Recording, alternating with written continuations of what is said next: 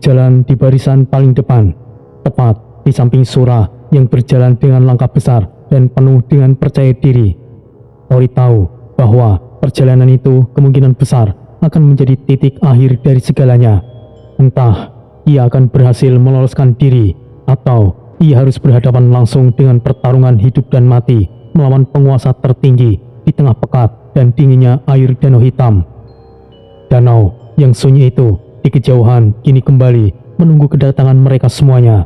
Rahasia besar yang tersimpan rapat oleh Tori dan warisan berharga dari Kidang Kelana akan segera diuji di bawah pengawasan langsung dari sang penguasa kegelapan. Langkah-langkah kaki mereka menuju ke arah danau semakin cepat dan berirama dengan kuat. Sementara itu, langit di atas mereka nampak semakin berubah warna menjadi merah pekat, menandakan bahwa waktu yang tersedia semakin menipis bagi semua pihak yang terlibat dalam konspirasi itu. Pasukan itu terus bergerak menembus hutan yang gelap. Tori tetap fokus. Ia merasakan getaran teknik penyegelan di dalam memorinya. Ia tahu meskipun ia belum bisa mengaktifkannya, mungkin di saat-saat kritis nanti akan menjadi penentu apakah teknik itu akan bangkit atau tidak. Sora sesekali melirik ke arah Tori, namun Tori tetap memasang wajah Roy yang setia. Jarak menuju danau sudah semakin mendekat. Suara angin yang bersiul di antara pepohonan terdengar seperti suara tangisan. Sora nampak tidak sabar untuk mencapai lokasi dan membuktikan keberadaan gerbang tersebut. Tori terus melangkah, menyiapkan mentalnya untuk segala kemungkinan terburuk yang bisa terjadi dalam beberapa saat ke depan. Tori berkata dalam hatinya, "Kali ini aku tidak akan bisa mengelak lagi. Aku harus bersiap dengan segala cara." Ia mengamati setiap jenderal iblis di sekelilingnya, menghitung kekuatan yang harus ia hadapi jika penyamarannya terbongkar di depan danau nanti. Sora terus melangkah dengan aura yang semakin tajam, menunjukkan betapa besarnya ambisi yang ia miliki terhadap danau kebangkitan tersebut. Pasukan terus maju, hutan semakin lebat dan udara semakin dingin. Aroma air danau yang beracun mulai tercium kembali. Tori tahu bahwa tidak ada lagi jalan untuk memutar balik. Semua akan ditentukan di permukaan air hitam yang membeku itu. Tori menatap ke arah Sora yang membelakanginya sejenak saat mereka melewati jalur sempit. Ia memperkuat tekadnya. Rencana besar Kidang Kelana tidak boleh gagal di tangannya. Langkah kaki mereka terus berderap, memecah kesunyian alam yang seolah ikut menahan nafas, menunggu apa yang akan terjadi selanjutnya. Suara mendengus pelan, seolah tercium bau kemenangan yang sudah ada di depan mata. Tori pandangannya lurus ke depan, ke arah di mana danau hitam sudah mulai nampak di balik kabut. Ia tahu bahwa sandiwara itu sudah mencapai puncaknya. Sora kemudian menoleh ke arahnya. "Aku harap apa yang kau saksikan adalah kebenarannya, Roy, dan kau akan mendapatkan hadiah besar dariku." Tori berkata pelan namun mantap. "Semuanya akan menjadi sangat jelas saat kita sampai di sana, Yang Mulia." Tori terus melaju, membelah semak belukar terakhir sebelum akhirnya hamparan air hitam yang luas itu kembali terlihat di depan mata mereka. Suasana di danau itu masih sama, sangat sepi dan mencekam, seolah sedang menyambut kedatangan para tamu yang akan mengukir sejarah baru di sana. Tori menatap permukaan air yang tenang itu. Ia tahu di bawah sana rahasia besar menanti untuk terungkap atau terkubur selamanya bersama dengan nyawanya. Sora berhenti di tepi danau. Ia menarik nafas panjang dan menatap lurus ke tengah danau di mana sebelum Kidang Kelana berada. Sora berkata dengan nada yang rendah dan penuh ancaman, "Sekarang tunjukkan jalannya, Roy." Tori melangkah maju, kakinya kembali menyentuh permukaan air yang dingin. Ia bersiap untuk babak akhir dari perjalanan panjangnya di tempat yang penuh dengan tipu daya. Kesunyian danau kembali pecah oleh langkah-langkah kaki mereka yang masuk ke dalam wilayah air. Tori mulai memusatkan seluruh energinya.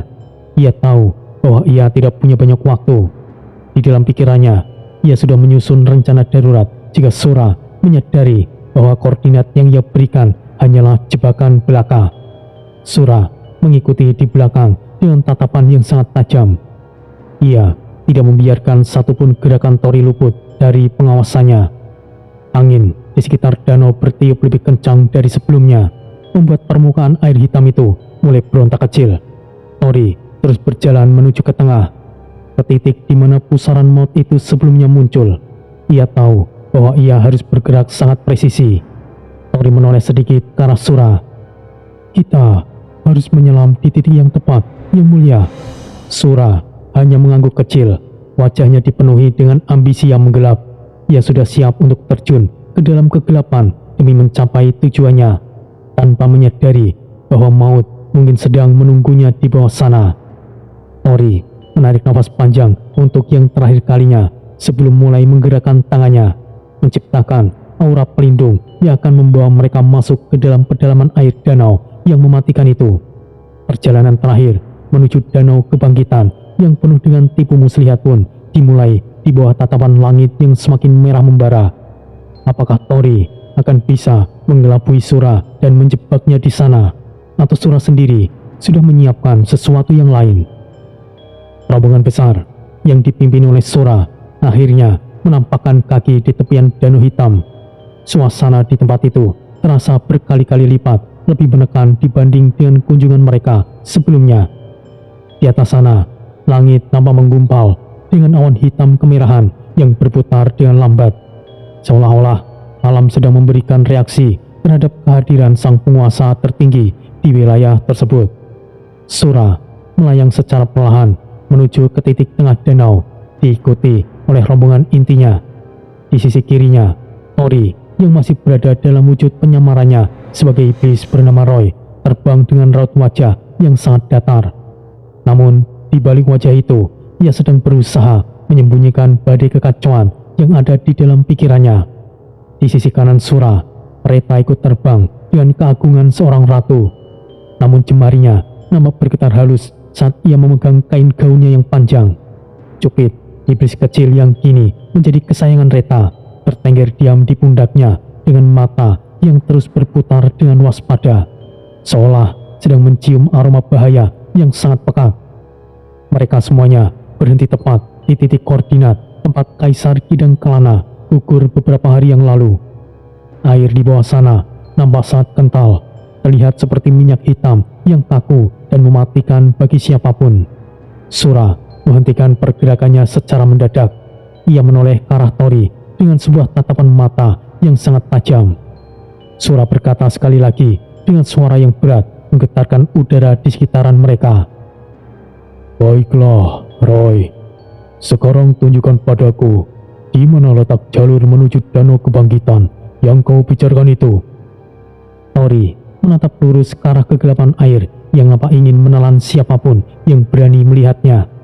Ia sangat berharap bahwa dengan menunjukkan kedalaman yang mematikan itu, Sura akan berpikir dua kali, atau setidaknya mengurungkan niatnya karena resiko bahaya yang terlalu besar untuk dihadapi. Sekali lagi, Tori menegaskan sambil menunjuk ke arah sebuah titik di mana air danau nampak sedikit lebih gelap dibandingkan area sekitarnya. "Di bawah sana, Yang Mulia, di kedalaman terdalam danau ini, terdapat sebuah retakan dimensi yang tersembunyi oleh tekanan air korosif. Hanya mereka yang memiliki sumber dari danau kebangkitan yang bisa mencapainya, Yang Mulia." Tori sempat mengira bahwa Sura akan memberikan perintah kepada pasukan bawahannya untuk melakukan pemeriksaan lebih dulu. Namun, dugaannya tersebut salah besar. Sura perlahan menurunkan posisi tubuhnya ke bawah tanpa menggunakan energi pelindung yang terlihat oleh mata. Kaki Sura menyentuh permukaan air danau hitam itu yang sangat korosif. Uap tipis muncul saat permukaan air bersentuhan langsung dengan kaki Sura. Namun, sang penguasa tetap berdiri tegak di atas air, seolah-olah itu hanyalah genangan air biasa. Ia sama sekali tidak terlihat terpengaruh oleh daya hancur dari cairan pekat tersebut. Melihat fenomena itu, beberapa iblis tingkat tinggi yang berjaga di belakang mereka mulai saling berbisik dengan nada penuh kekaguman. "Wah, luar biasa! Ternyata rumor itu benar. pemimpin kita, Yang Mulia Sura, memang berasal dari Danau Kebangkitan. Itulah sebabnya air hitam ini tidak mampu melukai tubuh sejatinya. Mendengar bisikan dari para iblis itu, jantung Tori berdegup dengan jauh lebih kencang dari sebelumnya. Ia sangat menyadari bahwa dirinya baru saja menggiring seekor singa ke dalam kandangnya sendiri. Reta yang melihat Sura menapak dengan tenang di atas air hanya bisa berdiri mematung di posisinya. Matanya menatap ke arah Tori dengan penuh kecemasan yang mendalam. Reta sangat tahu bahwa Tori sedang melakukan kebohongan besar mengenai jalur tersebut. Dan ia pun tahu bahwa Sura bukanlah sosok yang mudah untuk dibodohi oleh siapapun. Sura menoleh kembali ke arah Tori dengan wajah yang datar. Kau tidak perlu terkejut, Roy, karena aku juga terbangkitkan dari Danau Kebangkitan. Sura kemudian melirik sebentar ke arah jajaran bawahannya yang masih melayang di belakang. Baiklah, kalian semuanya tetaplah di sini. Biarkan aku dan Roy yang akan turun ke bawah. Reta sempat ingin mengeluarkan kata-kata protes, namun tatapan mata Sura seolah-olah mengunci lidahnya rapat-rapat. Hati-hatilah Yang Mulia. Tori pun tidak memiliki pilihan lain dalam situasi itu. Jika ia berani menolak sekarang, maka kedok menyamarannya akan langsung terbongkar di depan seluruh pasukan iblis yang ada di sana. Tori mengangguk pelan sebagai tanda setuju. Baiklah, Yang Mulia, mari sekarang kita pergi. Keduanya langsung menyelam masuk ke dalam air hitam yang sangat pekat itu. Di dasar danau hitam, suasana terasa sangat sunyi, gelap, dan sangat menindas indera perasa. Cahaya yang berasal dari permukaan sama sekali tidak mampu menembus kedalaman yang sangat ekstrim itu. Tori segera menyalakan sedikit energi ungu untuk menerangi jalan di depannya, sementara Sura meluncur dengan sangat tenang di sampingnya tanpa bantuan cahaya apapun, seolah-olah ia mampu melihat dengan sangat jelas dalam kegelapan yang total. Setelah menghabiskan waktu beberapa menit untuk menyelam, mereka akhirnya sampai di depan sebuah pusaran air yang sangat besar dan kuat. Pusaran itu berputar secara konstan, menciptakan sebuah tarikan gravitasi yang sangat kuat dan mampu meremukkan tulang iblis manapun yang mendekat. Tori berhenti bergerak tepat di depan pusaran itu. Ia berniat untuk segera mengatakan bahwa itulah jalur yang ia maksud. Namun, sebelum Tori sempat mengeluarkan suara, Sura bergerak maju ke depan. Ia menyentuh pinggiran pusaran yang bergejolak itu dengan telapak tangannya. Sura berkata dengan nada yang sangat tenang. Suaranya terdengar jernih di dalam air melalui transmisi energi batin. Roy, kau tahu apakah ini? Ini adalah inti dari Danau Hitam. Pusaran ini adalah jantung yang mengatur seluruh racun di danau ini. Iblis manapun, bahkan tingkat raja sekalipun, akan langsung hancur menjadi debu jika memasukinya. Tidak ada danau kebangkitan di balik pusaran ini. Katakan apa yang sebenarnya kau rencanakan. Tori seketika membeku dari posisinya saat itu. Ia sangat sadar bahwa seluruh sandiwara yang ia susun telah berakhir di titik itu juga. Tori berkata dengan nada yang berusaha untuk tetap tenang. Yang Mulia, apa yang Anda katakan? Saya bisa menjelaskan. Sura berbalik secara perlahan. Ia menatap Tori dengan sebuah ekspresi wajah yang sangat sulit untuk diartikan. Sama sekali tidak ada tanda-tanda kemarahan yang meluap-luap dari dirinya. Yang ada justru hanyalah sebuah kekecewaan yang nampak sangat mendalam. Belum terlambat untuk kembali, teman lamaku, Troy. Mendengar nama Troy disebut dengan begitu jelas, Tori seketika melompat mundur ke belakang sejauh mungkin. Ia segera memasang posisi siaga tempur yang sangat rapat. Energinya pun mulai bergejolak dengan hebat di dalam tubuhnya. Identitas aslinya yang merupakan inang dari sang dewa iblis Troy ternyata memang sudah diketahui oleh Sura sejak lama. Sura melayang dengan sangat tenang di tengah tekanan air yang luar biasa besar tersebut. Ia sama sekali tidak melakukan gerakan serangan, melainkan ia hanya menatap ke arah Tori dengan sangat lekat. Sura kembali berkata dengan nada yang dingin, "Aku mengenal energimu, Troy. Meskipun kau bersembunyi di dalam tubuh manusia bernama Tori, aromamu tidak akan bisa menipuku. Mengapa kau memilih bersekutu dengan makhluk lemah seperti manusia ini? Mengapa kau menghalangi jalan kebangkitan kaum kita?" Tori merasakan sebuah getaran yang sangat kuat berasal dari dalam jiwanya. Troy, sang dewa iblis yang bersemayam di dalam tubuhnya, mulai melakukan komunikasi secara internal. Kali ini, pemikiran antara Tori dan Troy telah menyatu secara sempurna. Tori menjawab dengan nada suara yang kini telah menjadi perwakilan penuh dari jiwa Troy. "Jika kau pikir manusia lemah, maka kau akan jatuh sekali lagi, Dajjal. Dan apa yang kau sebut sebagai kebangkitan hanyalah kehancuran bagi 9 semesta di bawah kakimu. Aku tidak akan membiarkan itu terjadi." Sura menghela nafas panjang. Ia kemudian mulai berjalan secara perlahan di dasar danau, seolah-olah ia sedang berjalan santai di sebuah taman. Sura berkata dengan tenang, "Troy, dengarkan aku. Manusia itu hanyalah penjara bagimu. Biarkan aku membantumu, dan aku berjanji akan memberikanmu tubuh baru yang jauh lebih kuat. Tubuh yang terbuat dari saripati danau kebangkitan yang murni. Kau bisa menjadi dewa iblis sejati kembali, berdampingan denganku, menguasai semesta. Tidak, bahkan ke langit ketujuh. Bukankah kau menginginkan hal itu juga, kekuasaan tanpa batas?" Tori mengerutkan keningnya dengan sangat rapat. Ia merasakan godaan kata-kata itu mencoba untuk menyesapi seluruh pikirannya. Namun, tekad yang ia miliki sudah terlanjur membatu dan tidak tergoyahkan. "Tawaranmu sangat menarik, tapi kekuasaan yang dibangun dengan pembantaian bukanlah tujuanku. Meskipun aku harus terpaksa bergabung denganmu lagi, maka akan aku pastikan akan menusukmu dari belakang lagi seperti dulu." Sura menghentikan langkahnya secara mendadak. Senyuman tipis yang tadinya sempat menghiasi wajahnya kini telah hilang sepenuhnya, digantikan oleh sebuah tatapan mata yang sangat dingin dan mematikan. Sura berkata dengan suara nada yang rendah namun tajam, "Jadi, itulah pilihanmu, Troy. Kau lebih memilih mati seperti manusia daripada hidup abadi sebagai seorang dewa. Sangat menyedihkan. Troy yang ku kenal dulu tidaklah sebodoh ini. Asal kau tahu, Troy, kutukan itu masih berlaku. Kau akan mengalami ribuan siklus kehidupan yang sangat menyakitkan. Tidakkah kau sudah cukup menderita?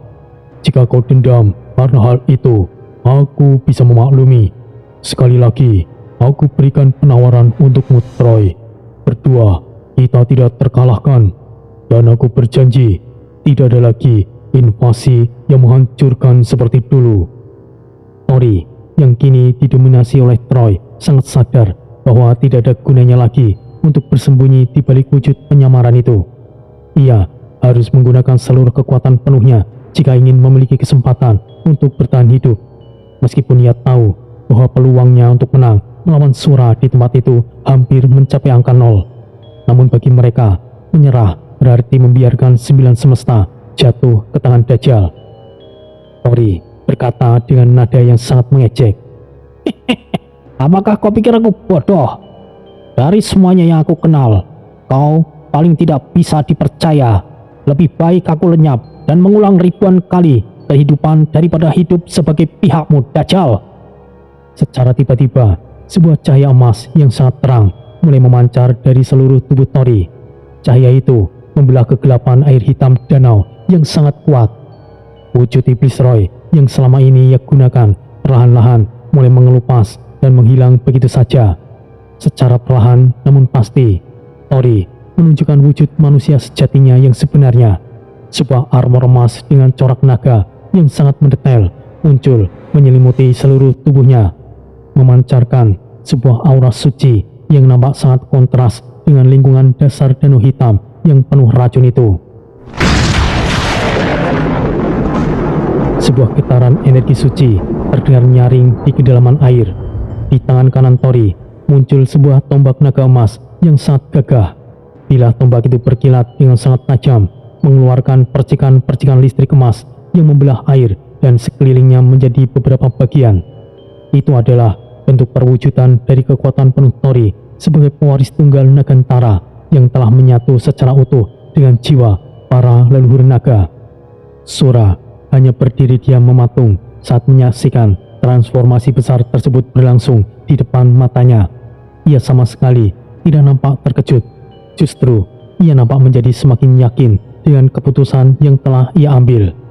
Ia berkata dengan nada yang meremehkan, "Oh, armor emas, tombak naga.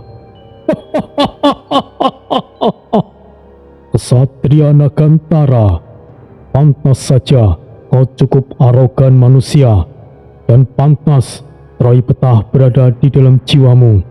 Baiklah, jika kau ingin mati, maka aku akan mengabulkannya. Tapi ingatlah satu hal, Troy, kau pasti masih mendengarnya bukan? Begitu aku menghancurkan Tori, jiwamu juga akan ikut lenyap selamanya. Tidak akan ada lagi kesempatan kedua, Troy." Tori segera mengacungkan ujung tajam tombaknya ke arah jantung Sura tanpa ada keraguan. Tentunya, Troy sudah siap dengan segala konsekuensinya. "Sura, mari kita lihat apakah penguasa alam iblis benar-benar tidak terkalahkan, atau aku akan menghentikanmu di sini." Sura tertawa kecil secara perlahan, namun suara tawanya itu terdengar sangat mengerikan dan bergema di seluruh kedalaman danau tersebut. "Oh, kau sungguh berani, manusia. Tapi keberanian tanpa kekuatan yang sebanding hanyalah bentuk lain dari bunuh diri. Maka aku pastikan kau akan lenyap selamanya." Sura mulai mengangkat tangan kirinya secara perlahan ke atas. Secara mendadak, air di sekitar posisi mereka berdiri mulai bergejolak dengan cara yang tidak alami. Kegelapan yang menyelimuti dasar danau seolah-olah menjadi hidup dan mulai membentuk tangan-tangan raksasa yang sangat banyak untuk mengelilingi posisi Tori. Tekanan energi yang keluar dari tubuh Sura membuat seluruh dasar danau bergetar dengan sangat hebat.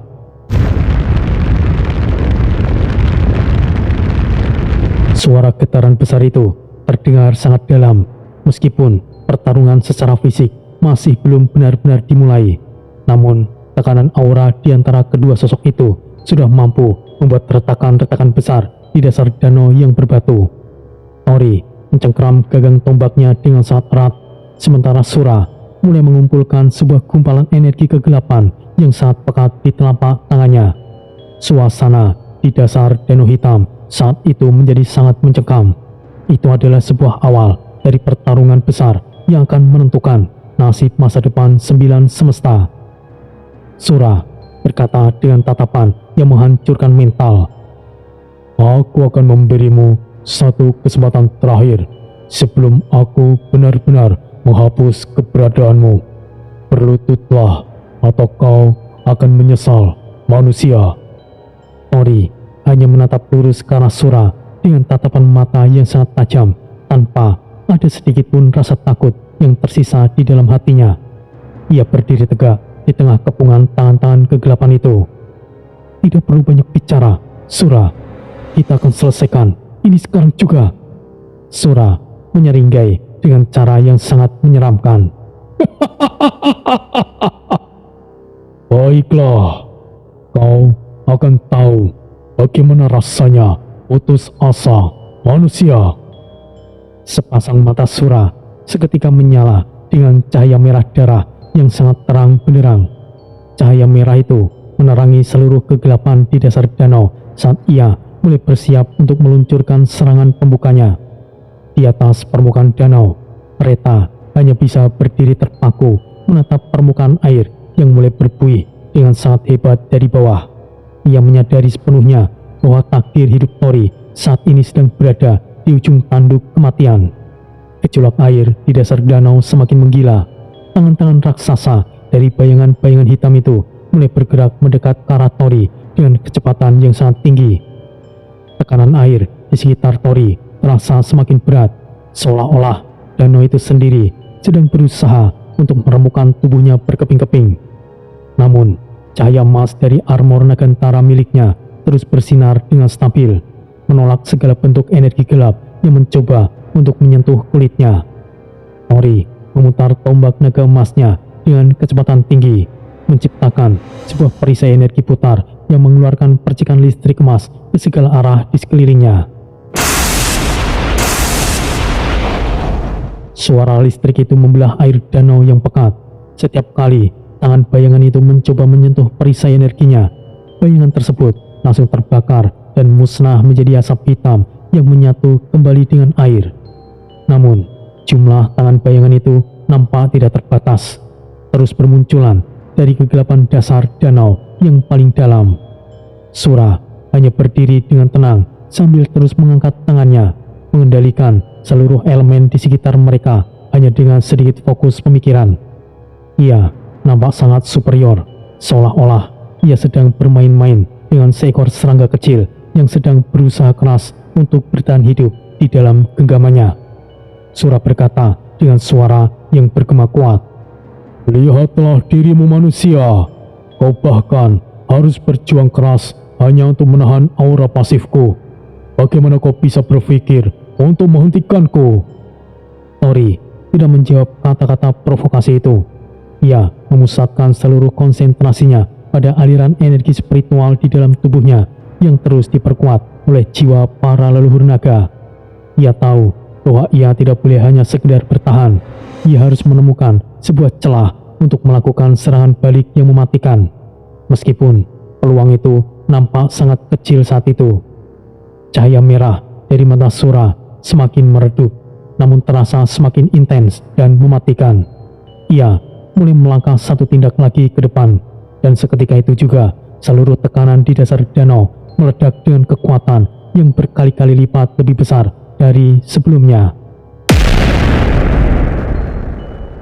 Dasar danau di bawah kaki Tori retak hingga hancur menjadi debu halus.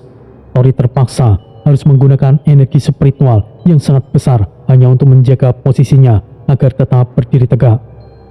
Keringat dingin mulai mengalir dari balik helm armor emasnya, namun tekad di matanya tidak luntur sedikit pun.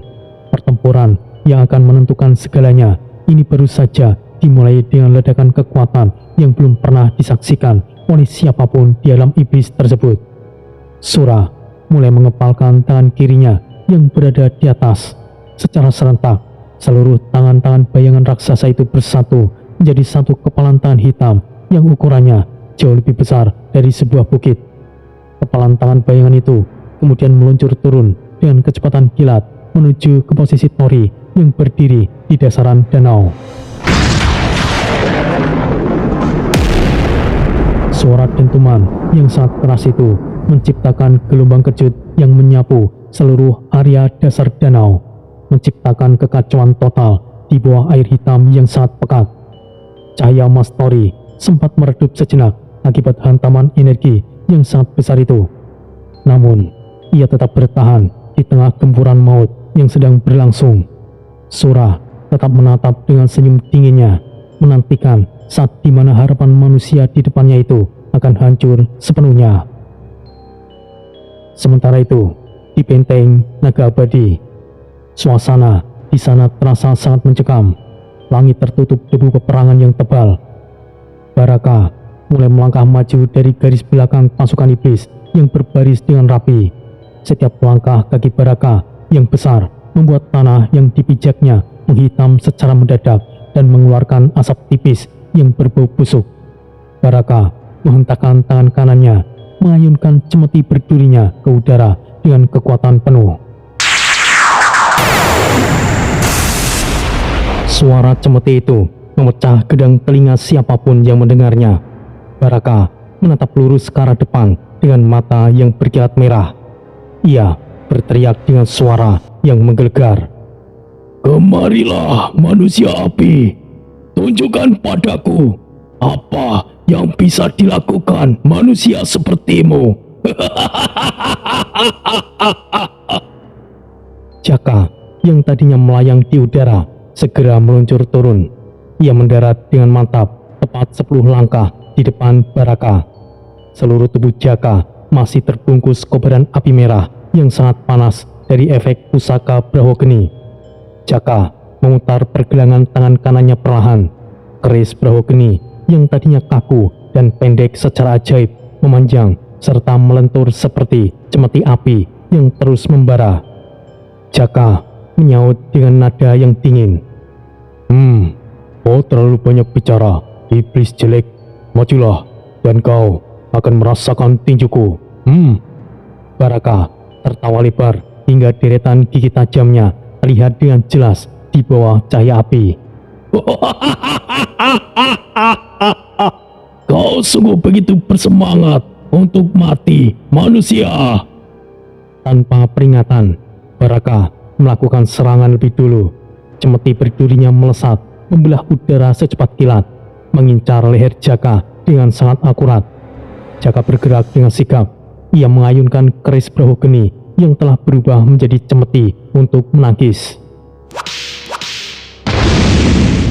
Kedua senjata berbeda unsur itu beradu di udara, memercikkan bunga api yang sangat besar dan energi hitam yang meledak ke segala arah. Jaka merasakan tekanan fisik yang sangat besar merambat ke lengannya dari serangan Baraka. Ternyata kekuatan fisik Baraka sangat luar biasa kuat. Jaka segera menarik kembali senjatanya dan melakukan serangan balasan dengan sebuah gerakan memutar yang sangat lincah. Baiklah, terimalah ini.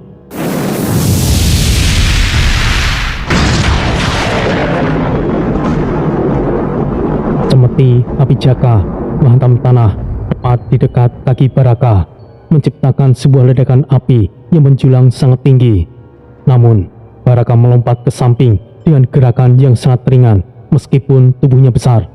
Ia langsung kembali mengayunkan cemetinya berkali-kali tanpa memberi jeda. Jaka terus bergerak menangkis dan menghindar dengan lincah. Ia menyadari bahwa cemeti milik Baraka memiliki duri-duri yang bisa memanjang secara mendadak saat hampir mengenai sasaran. Untuk mengimbangi jarak serangan musuh, Jaka merogoh pinggangnya dan mengambil kipas Tanjung Seta di tangan kirinya. Ia menghentakkan kipas tersebut ke depan dengan kekuatan penuh. Badai angin Tanjung Seta. Angin kencang yang sangat dahsyat tercipta dari kipasan kipas tersebut. Hembusan angin itu menahan laju cemeti Baraka di udara dan membuat pandangan iblis itu sedikit terganggu oleh debu serta kerikil yang berterbangan.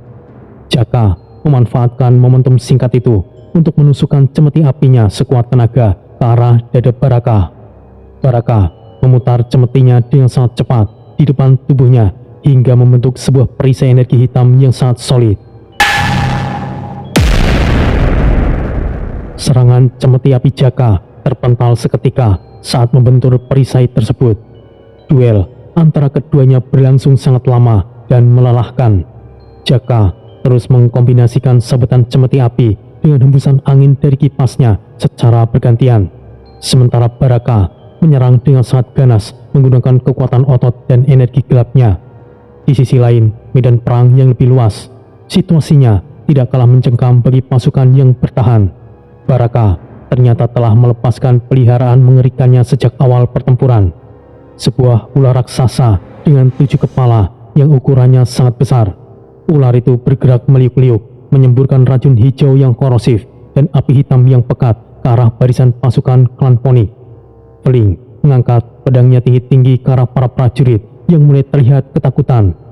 Semuanya, jangan mundur! Pasukan Phoenix, ikut aku! Kita harus memenggal semua kepala ular ini! Para prajurit klan Phoenix berteriak serentak dengan penuh semangat. Feling melesat maju dengan sangat cepat, diikuti oleh barisan prajurit elit yang membawa tombak dan pedang.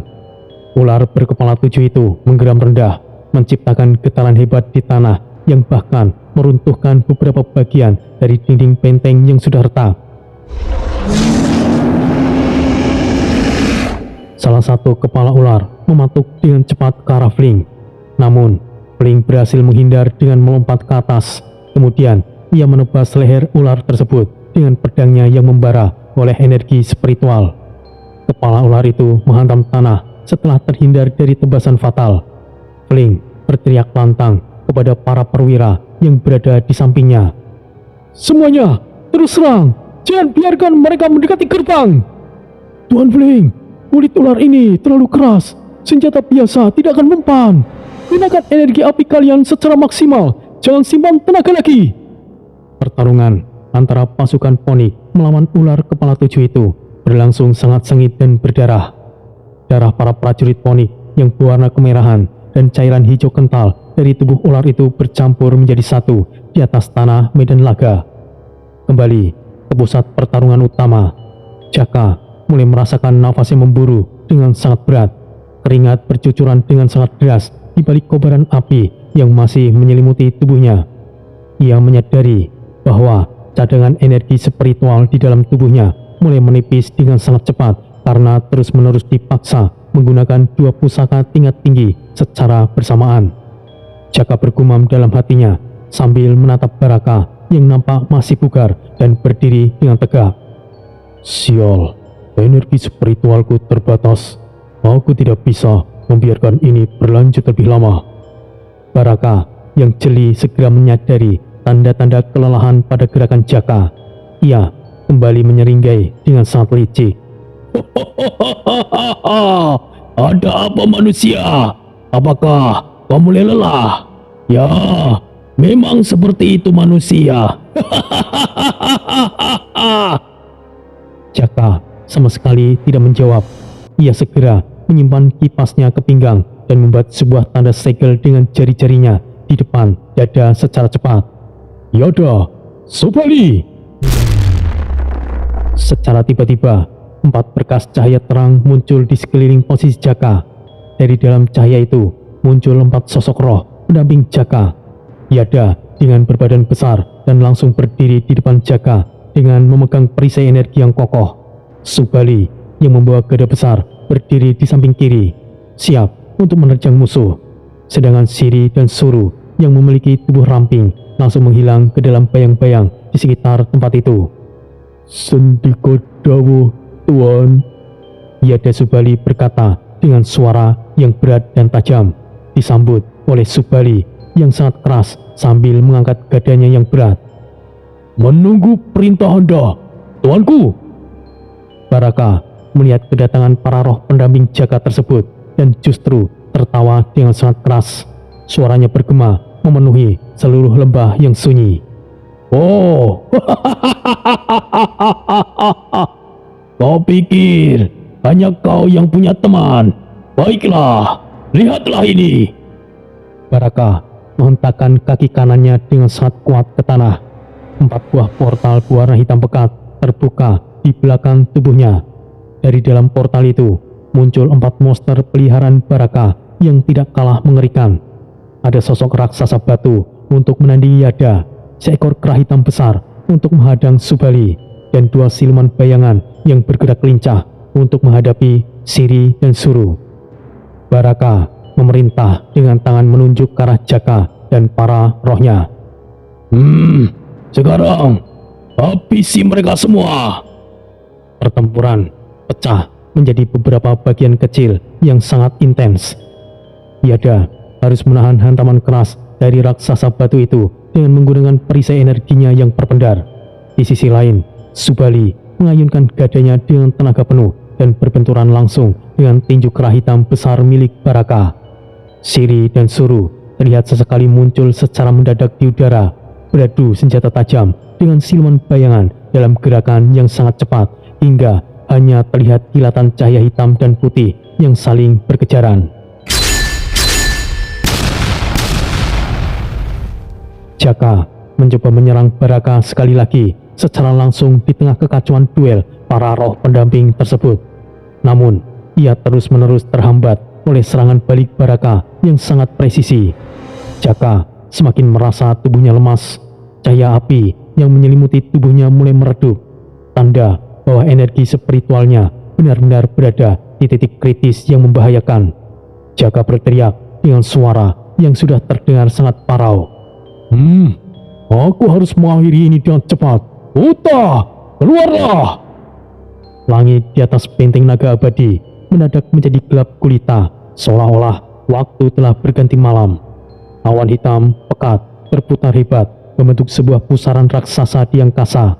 Seekor naga hitam besar dengan mata merah menyala turun dari pusat awan dengan raungan yang sangat menggetarkan jiwa siapapun yang mendengarnya. Itulah Uta, sang naga hitam pendamping Jaka yang memiliki kekuatan sangat hebat. Uta kemudian meraung dengan sangat keras. Jaka menunjuk dengan jarinya ke arah Baraka. Uta, hancurkan iblis itu! Uta meluncur turun dari langit dengan kecepatan tinggi, siap untuk menyemburkan api hitam dari mulutnya ke arah Baraka. Namun, Baraka sama sekali tidak terlihat takut sedikit pun. Ia justru meletakkan cemetinya di tanah dan mengangkat kedua tangannya tinggi-tinggi ke atas. Mata Baraka berubah menjadi warna ungu gelap yang bersinar dengan sangat tajam. Baraka berteriak dengan sebuah bahasa kuno yang sangat berat dan tidak dimengerti oleh Jaka. Oh, naga hitam yang sangat menawan, pintu arwah terbukalah. Tunduklah pada kehendak sang pawang sejati. Jiwamu adalah milikku, sang naga hitam Uta. Secara tiba-tiba muncul banyak sekali rantai-rantai cahaya berwarna ungu dari dalam tanah yang langsung melilit leher dan sayap Uta di udara. Uta meronta-ronta dengan sangat hebat dan mencoba melepaskan diri. Ya, Tuan Jaka, tolong aku! Jaka sangat terkejut melihat kejadian itu dan mencoba memutuskan rantai ungu tersebut dengan ayunan cemetinya. Sialan, bertahanlah, Uta! Namun, rantai ungu itu justru menyerap sisa energi spiritual milik Jaka. Hanya dalam hitungan detik yang singkat, warna mata merah Uta berubah menjadi ungu sepenuhnya, persis sama seperti mata Baraka. Naga hitam besar itu mendarat dengan patuh di belakang tubuh Baraka dan menundukkan kepalanya dalam-dalam. Baraka mengelus kepala Uta dengan tangan kanannya dan tertawa dengan sangat puas. Naga yang sangat bagus. Sekarang dia adalah milikku. Jaka jatuh berlutut di tanah karena kehabisan tenaga. Kehilangan kendali atas Uta membuat guncangan batin yang sangat hebat pada dirinya. Tapi ia belum mau menyerah begitu saja. Dengan sisa tenaga terakhir yang ia kumpulkan dari dalam jiwanya, ia memanggil kartu as miliknya. Di dodo pilihan lain, Volak, muncullah, bawa kembali Uta. Tanah yang berada tepat di bawah kaki Baraka meledak dengan dahsyat. Seekor ular raksasa yang ukurannya jauh lebih besar dari ular kepala 7 itu muncul dari dalam tanah. Volak, sang ular legendaris, keluar dengan memancarkan aura tekanan energi yang sangat luar biasa menekan sekitarnya. Baraka justru terlihat sangat senang dan antusias melihat kemunculan Volak. Oh, inilah yang aku tunggu. Baraka tidak menunggu lama lagi. Ia langsung melompat tinggi dan mendarat di atas kepala Volak. Volak mencoba mengibaskan kepalanya dengan kuat untuk menjatuhkan Baraka. Namun, Baraka justru menusukkan telapak tangannya yang bersinar ungu ke ubun-ubun ular legendaris tersebut. Cahaya ungu yang sangat besar meledak dengan hebat dari titik sentuhan tangan Baraka. Volak sempat berteriak dengan nada suara kesakitan yang sangat melengking hingga suaranya menghancurkan seluruh bangunan benteng yang ada di sekitar mereka. Jaka berteriak dengan sangat histeris melihat sosok itu disiksa. Tidak, Volak, bertahanlah! Kurang ajar, apa yang harus aku lakukan? Namun, kekuatan ilmu penunduk milik Baraka ternyata jauh terlalu kuat untuk dilawan. Tubuh Volak perlahan menjadi sangat tenang. Sisik-sisik tubuhnya yang tadinya berwarna gelap, kini memiliki garis-garis berwarna ungu yang berpendar. Baraka berdiri tegak di atas kepala Volak dengan sikap yang sangat angkuh dan sombong. Baraka menatap rendah ke arah Jaka yang sudah tergeletak tidak berdaya di atas tanah. Terima kasih atas hadiahnya manusia. Sekarang matilah. Baraka memberikan perintah kepada Volak untuk menyemburkan energi penghancur dari mulutnya ke arah Jaka. Jaka hanya bisa memejamkan matanya dengan pasrah karena ia sudah benar-benar kehabisan seluruh energi spiritual di tubuhnya. Tepat sebelum serangan energi itu mengenai tubuh Jaka, Yada dan Subali melompat dengan sisa tenaga mereka ke depan tubuh Jaka untuk melindungi. Yada berteriak dengan sangat keras, mengembangkan perisai energinya hingga batas maksimal. Tuan, segera larilah! Sebuah ledakan dahsyat terjadi saat energi Volak menghantam perisai Yada. Yada dan Subali terpental sangat jauh dengan tubuh yang penuh dengan luka bakar yang parah. Mereka berdua jatuh berdetum keras di tanah dalam kondisi yang sangat kritis dan tidak lagi bisa menggerakkan anggota tubuh mereka. Jaka sendiri ikut terkena dampak dari ledakan besar hingga tubuhnya terpental sejauh puluhan meter dan menabrak tumpukan puing bangunan benteng yang keras. Tulang-tulang di tubuhnya terasa patah semua. Darah segar mengalir deras dari luka di dahi serta mulutnya. Baraka turun dengan perlahan di atas kepala Volak dan berjalan mendekati tubuh Jaka yang terkapar tidak berdaya. Ia mengangkat cemeti berdurinya tinggi-tinggi ke udara, bersiap untuk melakukan sebuah serangan terakhir yang akan menghabisi nyawa Jaka. Selamat tinggal manusia. Ini akan menjadi suatu kehormatan bagimu. Tiba-tiba dari arah gerbang benteng utama muncul beberapa berkas cahaya putih yang sangat terang melesat dengan kecepatan yang luar biasa. Cahaya itu mendarat tepat di antara posisi Jaka dan Baraka, menciptakan penghalang energi. Mereka adalah para tetua dan leluhur dari klan Ponik yang baru saja tiba dari pusat klan untuk memberikan bantuan. Salah satu tetua melangkah maju dan berkata dengan suara yang sangat menggelegar penuh wibawa. Kurang ajar, sudah cukup sampai di sini. Melangkah satu langkah lagi, maka kami pastikan kau akan mati.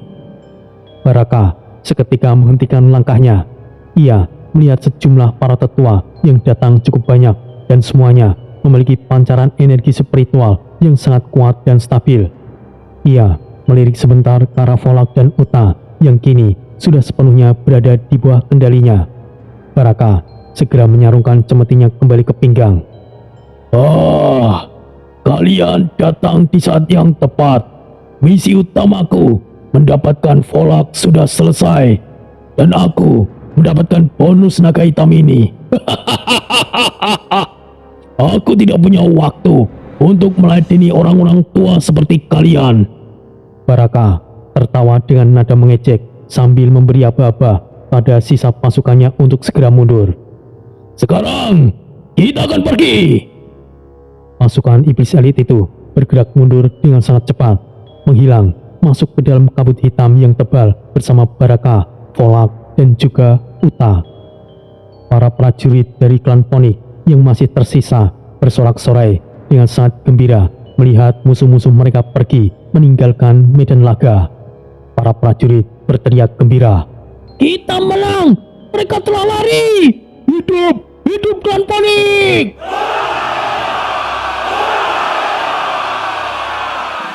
Namun, di tengah-tengah sorak-sorai kemenangan itu, Jaka masih terbaring lemah di tanah dengan tubuh yang hancur. Ia menatap ke arah langit yang mulai nampak cerah karena awan hitam mulai menghilang. Namun hatinya terasa sangat hancur berkeping-keping. Ia menyadari telah kehilangan dua rekan yang paling setia kepadanya, dan dua roh pendampingnya terluka sangat parah demi melindunginya dari kematian.